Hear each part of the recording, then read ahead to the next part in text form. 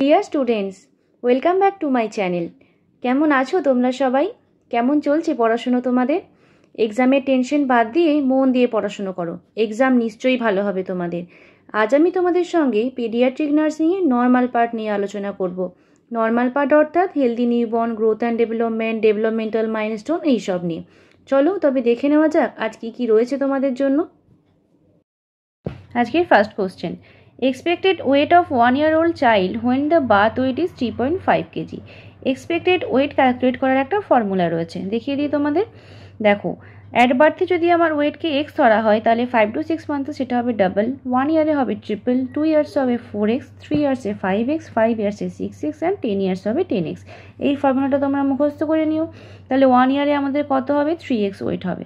তাহলে অ্যাট বার্থে যদি আমার 3.5 থাকে তাহলে ইন্টু 3 হলে কয় 10.5 হয়। তাহলে অপশন ডি হবে আমাদের right answer. Okay, next. 3 years old child is said to have delayed milestone if he fails to।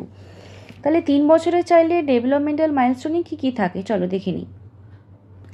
Can walk on tip টোজ, stand on one leg for seconds, এক পায়ে কিছুক্ষণ দাঁড়াতে পারে, 2 পায়ে জাম্প করতে পারে, সিঁড়িতে উঠে পড়তে পারে, ট্রাইসাইকেল চালাতে পারে, ড্রেস পরা এবং খোলা, একটু হেল্প করলে নিজেরা দাঁত মাজতে পারে, একটা সার্কেল বানাবে, আর কি করবে? অ্যাচিভ ব্লাডার কন্ট্রোল এট 9। 2 বছরেই আমাদের বাচ্চাদের ডে টাইমে তাদের ব্লাডার কন্ট্রোল চলে আসে, আর 3 বছরে তারা 9টেও ব্লাডার কন্ট্রোল করে ফেলতে পারে। তাহলে এখানে কী ছিল দেখো। ইউজ স্পুন, স্পুন কখন ইউজ করতে পারে? বেবিরা কিন্তু 10 to 12 মান্থ যখন এজ থাকে তখন থেকে কিন্তু নিজেরা খেতে শুরু করে। এরপর যখন 15 মাস বয়স হয় তখন কিন্তু বেবি উইথাউট স্পেলিং নিজে নিজে ভালোভাবে খেতে পারে। আর অ্যারাউন্ড 18 to 24 মান্থস এরা কিন্তু স্পুন অ্যান্ড ফর্ক ইউজ করতে শিখে যায়। তাহলে 3 ইয়ার্সের ওল্ডের চাইল্ডে যদি এইগুলো করতে না পারে, যে স্পুন ইউজ করতে না পারে, তাহলে সেটাকে আমরা ডিলেড মাইলস্টোন বলবো। আর কি আছে? ড্রজ আ স্কোয়ার। স্কোয়ার কখন ড্র করতে পারে? স্কোয়ার করতে পারে আমার 4 ইয়ার্সে। 3 ইয়ার্সে কিন্তু সার্কেল করেছিল, 4 ইয়ার্সে স্কোয়ার করতে পারে। স্কিপ করতে কখন পারে? স্কিপ করতে সময় লেগে যায় বাচ্চাদের 6 to 8 ইয়ার্স। ওকে, আর climb with alternating foot downwards in the step, এটা 3 ইয়ার্স এজের বাচ্চারা করতে পারে। মোটামুটি কন্ট্রোল চলে আসে যে ওরা সিঁড়িতে উঠতে পারে। তাহলে এখানে ডিলেড মাইলস্টোন কী হলো? স্পুন ইউজ করতে যদি না পারে বেবি 3 বছরে, তাহলে সেটাকে আমরা ডিলেড মাইলস্টোন বলবো। Clear? Next. A mature preserve grasp is attained by। preserve grasp বলতে আমরা কি বুঝি? যখন baby thumb and index finger use করে কোনো বস্তুকে হোল্ড করছে, কোনো অবজেক্ট যখন সে হোল্ড করতে পারছে দুটো ফিঙ্গার ইউজ করে, তখন তাকে আমরা ম্যাচিওর প্রিন্সার্ভ গ্রাস্প বলছি। এটা কখন অ্যাটেন্ড করতে পারে? 12 মান্থস অফ এজে। 12 মাস বছর যখন বয়স হয় বা 1 বছরের বাচ্চারা ম্যাচিওর প্রিন্সার্ভ গ্রাস্প করতে পারে। Okay, next. First appearing teeth in a child is premolar, incisor, canine, third molar. দাঁতের ছবিটা তোমাদের আগে দেখাই। এটা হলো আপার টিথ আর এগুলো হলো লোয়ার টিথ। এখানে central incisor, lateral incisor, canine, first molar, second molar সবগুলো রয়েছে। আর এগুলো কখন ইরাপ্ট হয় এখানে লেখা রয়েছে। তাহলে দেখো, ফার্স্ট আমাদের ইরাপ্ট হচ্ছে 6 to 8 মান্থস, 6 to 10 মান্থ হবে যে সেন্ট্রাল ইনসিজার এবং লোয়ার। তাহলে লোয়ার সেন্ট্রাল ইনসিজার অর্থাৎ এই টিথটা হচ্ছে আমাদের ফার্স্ট ইরাপ্টেড টিথ। ওকে, আর তারপরে হচ্ছে আমাদের সেন্ট্রাল ইনসিসার আপার টিথ, তারপরে হচ্ছে আমার ল্যাটারাল ইনসিসার আপার টিথ। তাহলে এখানে কোশ্চেন কী ছিল? ফার্স্ট অ্যাপিয়ারিং টিথ হবে আমাদের ইনসিসার, এবং শুধু ইনসিসার নয়, সেটার সাথে হবে আমার লোয়ার সেন্ট্রাল ইনসিসার। লোয়ার সেন্ট্রাল ইনসিসার হবে আমাদের ফার্স্ট অ্যাপিয়ারিং টিথ। ক্লিয়ার হয়েছে? চলো next. Occurrence of Oedipus complex is commonly seen in. Oedipus complex কখন দেখা যায়? ইডিপাস কমপ্লেক্স বলার আগে তোমাদেরকে আমি এই থিওরিটা বলে দিই। কার থিওরি ছিল মনে আছে? এটা ছিল ফ্রয়েডের থিওরি। ফ্রয়েডসের কী থিওরি ছিল? Psychosexual theory. কী ছিল এতে? 5টা স্টেজ ছিল। কি কি বলো তো? Oral stage, anal stage, phallic stage, latency stage, আর একটা কি? Genital stage. এই ছিল আমার 5টা স্টেজ। এর মধ্যে ফ্যালিক স্টেজটা দেখা যায় আমার 3 to 5 ইয়ার্স অফ এজ, এবং এখানেই দেখা যায় আমার Oedipus complex, Electra complex. Folic স্টেজে অ্যাকচুয়ালি কী হয়? ফ্যালিক স্টেজে বাচ্চাদের একটা সোর্স অফ প্লিজারটা জেনিটাল এরিয়াতে এসে ফিক্স হয়। ঠিক আছে। ওরাল স্টেজে ওরালে ছিল, অ্যানাল স্টেজে অ্যানাল রিজিয়নে ছিল, এবং ফ্যালিক স্টেজে সেটা আমার জেনিটাল এরিয়াতে এসে ফিক্স হবে। এবং এই সময় কি হয়, বাচ্চাদের একটা আনকনসিয়াস ডিজায়ার তৈরি হয় যাতে তারা সেম সেক্সের পেরেন্টসদেরকে এলিমিনেট করতে চায় এবং অপোজিট সেক্সের পেরেন্টসদেরকে কাছে চায়। তাহলে এটাকে আমরা বলি যে ইলেকট্রা কমপ্লেক্স এবং ইডিপাস কমপ্লেক্স। ইলেকট্রা একটা আছে, ইলেকট্রা কমপ্লেক্স, আর একটা হলো আমার ইডিপাস কমপ্লেক্স। কাদের মধ্যে দেখা যাচ্ছে? ফিমেলদের মধ্যে দেখা যাচ্ছে ইলেকট্রা কমপ্লেক্স, মেলদের মধ্যে দেখা যাচ্ছে আমার ইডিপাস কমপ্লেক্স। তাহলে বয়েজ বিটুইন 3 to 5 ইয়ার্স এদের ক্ষেত্রে আমার ইডিপাস কমপ্লেক্সটা দেখা যাবে। বুঝতে পেরেছ? Next question, what is nurses primary critical observation when performing an assessment for determining an ABGA score? ABGA score আমরা ডিটারমাইন করছি। প্রাইমারি ক্রিটিক্যাল অবজারভেশন কি হবে? Heart rate, respiratory rate, presence of meconium, evaluation of Moro reflex. এগুলোর মধ্যে কি আমরা এই মোরো reflex, meconium এগুলো দেখি ABGA স্কোরে? দেখি না তো। চলো আগে তোমাদের দেখাই ABGA স্কোরে আমরা কি কি দেখি। এ ফর অ্যাক্টিভিটি, বেবির মাসেল টোল কেমন আছে, অ্যাবসেন্ট, ফ্লেক্সলিভ নাকি অ্যাক্টিভ।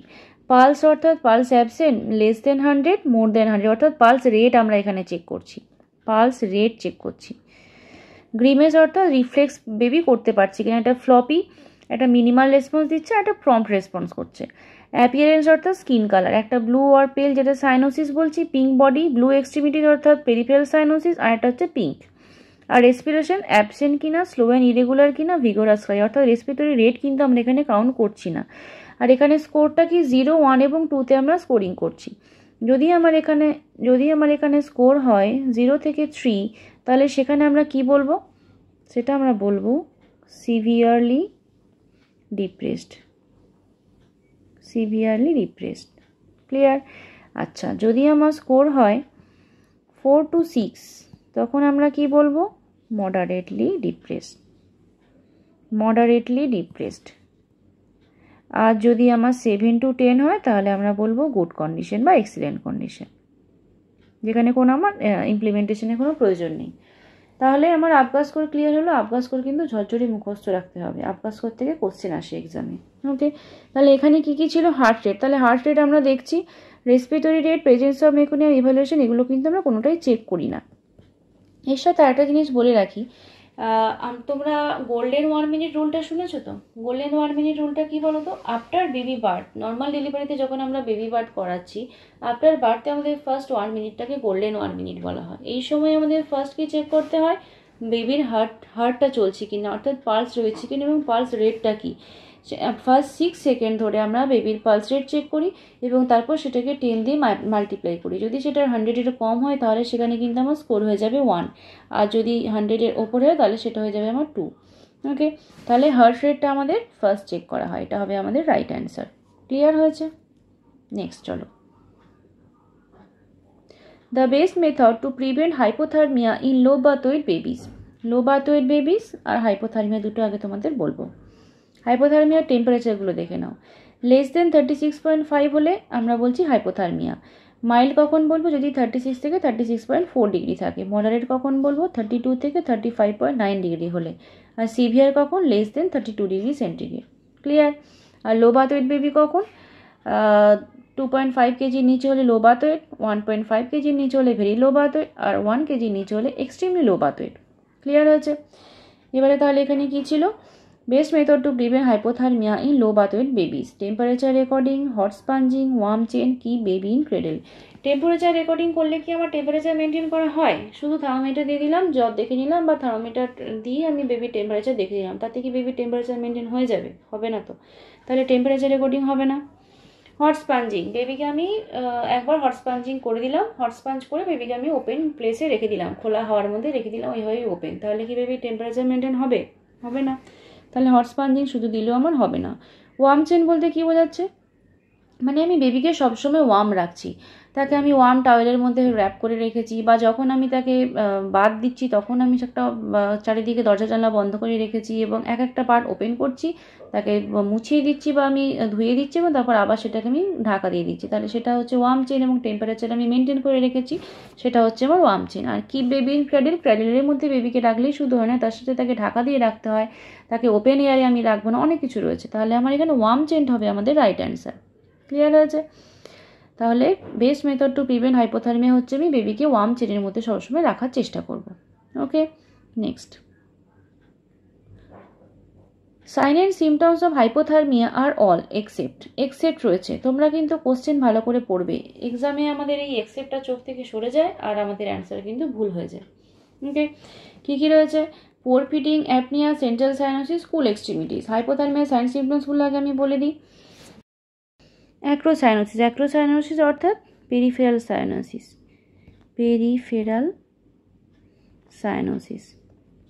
পেরিফেরাল সাইনোসিসে কী হয়, এক্সট্রিমিটিসটা ব্লুইশ হয়ে যায় কিন্তু বডি তোমার পিঙ্ক থাকে। তাহলে অ্যাক্রোসাইনোসিস হলো কুল এক্সট্রিমিটিস, হাত পা ঠান্ডা হয়ে যাচ্ছে, decrease peripheral perfusion, lethargic baby, bradycardia, apnoea, poor feeding, hypoglycaemia, CBG level কমছে, হাইপক্সিয়া, অক্সিজেন লেভেল কমছে, মেটাবলিক অ্যাসিডোসিস হচ্ছে, respiratory distress, tachycardia, weight loss, failure to thrive. তাহলে এগুলো সব আমার হাইপোথার্মিয়া সাইন সিমটমস। তাহলে এখানে কী কী ছিল? অ্যাপনিয়া ছিল, পোর ফিডিং ছিল, কুল এক্সট্রিমিটিস ছিল, কিন্তু সেন্ট্রাল সাইনোসিস নয়, আমাদের পেরিফেরাল সাইনোসিস দেখা যায়। তাহলে এখানে সেন্ট্রাল সাইনোসিস হবে আমাদের রাইট অ্যান্সার। বুঝতে পারলে? Next, on what basic principle the heat exchange occurred in infant incubator? infant incubator A hit এক্সচেঞ্জের মেথড কোনটা basic? Convection, evaporation, conduction, radiation. এই চারটি মেথড আমি আগে তোমাদেরকে বলবো।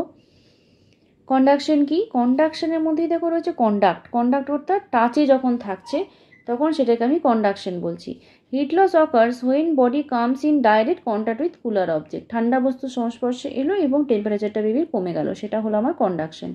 কনভেকশন কি?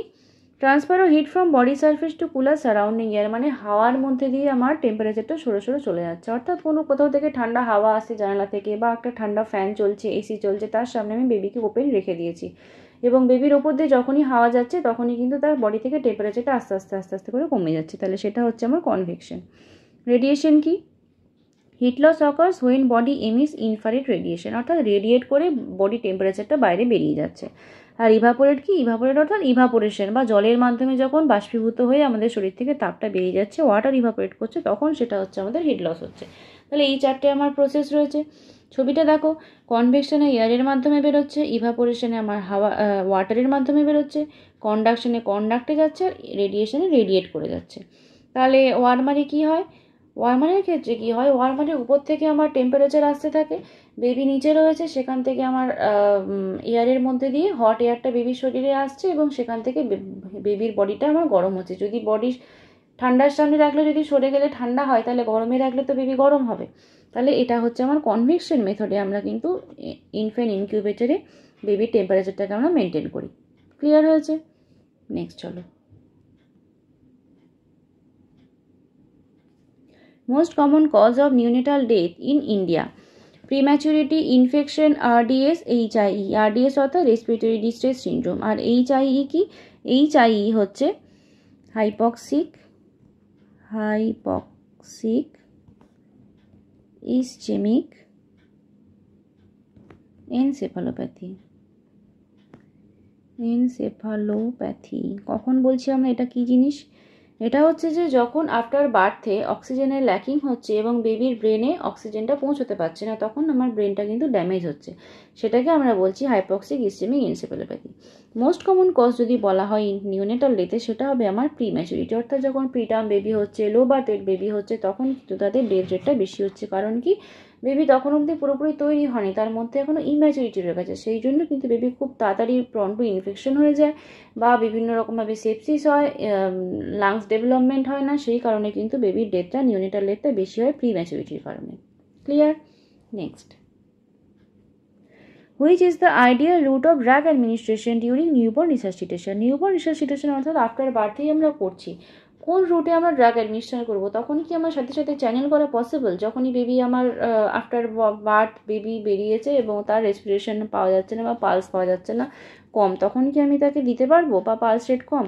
তখন আমাকে কি করতে হবে? আম্বিলিকাল ভেন বা আম্বিলিকাল আর্টারিতে আমাকে তাকে ইন্ট্রোডিউস করতে হবে, কারণ তখনও আফটার বার্থে কিন্তু এগুলো পেটেন্ট থাকে। তাহলে আম্বিলিকাল ভেন এবং আম্বিলিকাল আর্টারির মধ্যে আমরা কোথায় দেবো? আমরা সবসময় ভেনাস রুটে ড্রাগ ইনডিউস করে থাকি, তাহলে আমার আম্বিলিকাল ভেন হবে আমার রাইট অ্যান্সার। কি দিয়ে থাকি আমরা? এখানে আমরা দিয়ে থাকি এপিনেফ্রিন। ইপিনেফ্রিন আমরা দিয়ে থাকি আইভি রুটে ডাইরেক্ট আমেলিকাল ভেনের মাধ্যমে ডাইরেক্টলি আমরা বেবিকে দিয়ে থাকি। তাহলে এখানটায় আমেলিকাল ভেন হবে আমাদের right answer. Okay, breast milk storage in a refrigerator is up to, কতক্ষণ রাখতে পারি আমরা রেফ্রিজারেটরে রাখতে পারি 24 আওয়ার্স, আর হচ্ছে আমরা রুম টেম্পারেচারে রাখতে পারি 4 hours. Clear? Expressed breast milk আমরা রেফ্রিজারেটরে 24 ঘন্টা রাখবো, আর রুম টেম্পারেচার আমরা 4 আওয়ার রাখতে পারবো, তারপরে কিন্তু ডিসকার্ড করে দিতে হবে। Okay, breastfeeding is contraindicated if mother has, মায়ের কোন কন্ডিশনে আমরা বেবিকে ব্রেস্ট ফিডিং দিই না? Hepatitis C, cardiomyopathy, active untreated TB, typhoid. Active untreated TB যখন হচ্ছে টিউবারকুলোসিস ক্ষেত্রে আমরা বেবিকে মায়ের ব্রেস্ট ফিডিংটা দিই না। আর এটা হলো আমার মায়ের কন্ট্রাইন্ডিকেশন। আর বেবির কোন কন্ট্রাইন্ডিকেশন থাকলে আমরা ব্রেস্ট ফিডিং দিই না? কোনো কিছুই নেই, একটি মাত্র কন্ডিশন রয়েছে, মনে রাখবে তোমরা, সেটা হচ্ছে ক্লাসিক গ্যালাক্টোসিমিয়া। গ্যালাক্টোসিমিয়া সেটা কী জিনিস? গ্যালাক্টোসিমিয়াতে কী হয়, গ্যালাক্টোজ ইনটলারেন্স থাকে বেবিদের, অর্থাৎ মিল্কের মধ্যে যে গ্যালাক্টোজ থাকে সেটা বেবিরা ডাইজেস্ট করতে পারে না, সেই জন্য ব্রেস্ট মিল্ক দেওয়ার পরেই 2-3 দিনের মধ্যেই কিন্তু বেবিদের ভমিটিং শুরু হয়ে যায়। ওকে, এটাকে ক্লাসিক গ্যালাক্টোসিমিয়া বলা হয়, এবং বেবি যদি ক্লাসিক গ্যালাক্টোসিমিয়া থাকে তাহলে কিন্তু আমরা তাকে ব্রেস্ট মিল্ক দিতে পারি না। এটাই হচ্ছে একমাত্র কন্ট্রাইন্ডিকেশন বেবির ক্ষেত্রে যেখানে আমরা তাকে মায়ের ব্রেস্ট মিল্ক দিতে পারি না। ক্লিয়ার হয়েছে? Next, failure to thrive is, failure to thrive বলতে আমরা কি বুঝি? Child is unable to stand, unable to sit, unable to speak, child is not getting weight adequately. এটা তুমি বুঝতেই পারছো কোনটা অ্যান্সার হবে। Child is not getting weight adequately হবে আমার রাইট অ্যান্সার। যখন অ্যাকর্ডিং টু এজ বেবির গ্রোথ অ্যান্ড ডেভেলপমেন্ট ঠিকঠাক হচ্ছে না, অর্থাৎ যেই এজে যতটা হাইট এবং ওয়েট হওয়া প্রয়োজন বেবি সেটা হতে পারছে না, বা বেবি তার থেকে আন্ডার ওয়েট হয়ে যাচ্ছে, তখন সেটাকে আমরা বলছি ফেলিয়ার টু থ্রাইভ, অর্থাৎ বেবির গ্রোথ আমরা ঠিকঠাক মতো পাচ্ছি না। Clear? Next, the inverted triangle that presents around the whole symbol of under 5 clinic represents, under 5 ক্লিনিকের সিম্বলটা কীরকম ছিল? উপরে ছিল কেয়ার ইন ইলনেস, লেফট সাইডে ছিল প্রিভেন্টিভ কেয়ার, রাইট সাইডে গ্রোথ মনিটরিং, আর মাঝখানে ইনভার্টেড ট্রায়াঙ্গেলের মধ্যে ছিল আমার ফ্যামিলি প্ল্যানিং, আর সাইডে ডাবল লেয়ার করে আমার রয়েছে হেলথ এডুকেশন, 3 দিকে আমার রয়েছে হেলথ এডুকেশন। এটা হচ্ছে আমার আন্ডার 5-এর ছবি। তাহলে এখানে কি হবে? ইনভার্টেড ট্রায়াঙ্গেলে হবে আমার ফ্যামিলি প্ল্যানিং। বুঝতে পারলে? এই ছবিটা কিন্তু তোমরা মনে রাখবে, তাহলেই অ্যান্সার করতে পারবে। ওকে, থ্যাংক ইউ সবাইকে পুরো ভিডিওটা দেখার জন্য। ভিডিওটা ভালো লাগলে লাইক, কমেন্ট ও শেয়ার করো। দেখা হচ্ছে খুব তাড়াতাড়ি নেক্সট ভিডিওতে। Bye bye.